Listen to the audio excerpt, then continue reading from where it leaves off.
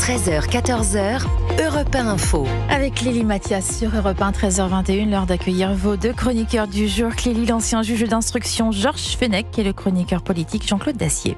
On va revenir évidemment sur les attentats du 13 novembre, les suites, les conséquences, tous les débats qu'on peut avoir. Mais juste avant, ça va se passer à 15h aujourd'hui, la suspension de la réforme des retraites.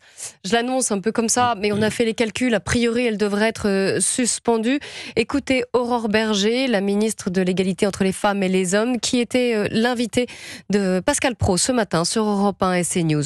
Est-ce que moi, ça me fait plaisir de nous dire qu'on est contraint dans un pays où il faut renoncer à la réforme des retraites? Évidemment que ça me fait pas plaisir. Un texte où on a été contraint d'ailleurs d'engager un 49.3. Pourquoi? Parce qu'il y avait justement un défaut de responsabilité d'un certain nombre de ceux qui aujourd'hui appellent à prendre nos responsabilités. Parce qu'à l'époque, une partie de la droite ne voulait pas le voter, parce que le Rassemblement national refusait de voter cette réforme aussi. Ils ont même voté à l'époque, par exemple, pour le maintien de tous les régimes spéciaux de retraite. Donc oui, il y a un défaut de responsabilité, c'est certain. Mais la responsabilité, elle nous conduit aussi aujourd'hui à dire que si on fait pas ça, c'est pas juste le sujet de censure, dissolution. C'est juste qu'on a une instabilité majeure.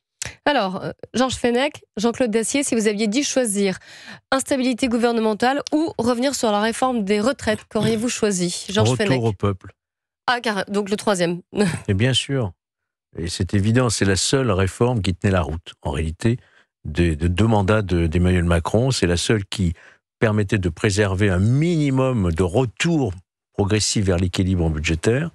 Et c'est celle-ci qu'on piétine sous prétexte, avec des considérations électoralistes pour se maintenir la trouille, comme on dit, d'aller devant les électeurs et éviter une motion de censure qui est la menace qu'agite le Parti socialiste depuis le début de cette affaire.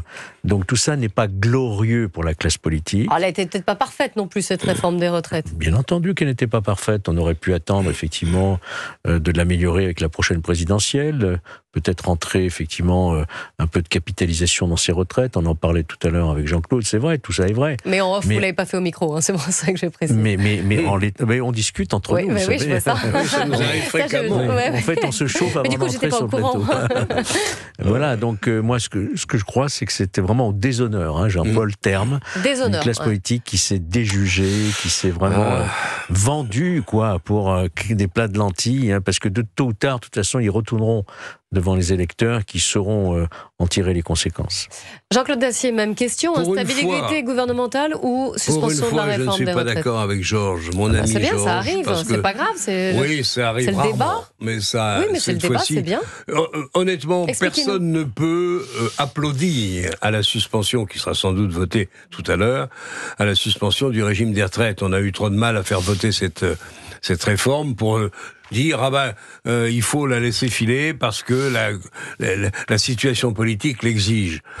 Mais en même temps, je pense qu'une nouvelle dissolution, parce que je pense qu'on y allait tout droit si on n'avait pas passé cette espèce de relation avec les socialistes, je pense qu'on allait tout droit vers la dissolution, en effet, qui arrangeait un certain nombre de gens. Je pense que le Rassemblement national espérait beaucoup en sortir vainqueur. Il ne serait peut-être pas parvenu à ce résultat flatteur, mais en tout cas, il aurait probablement marqué sa première place au sein de la vie politique française. C'était pas négligeable.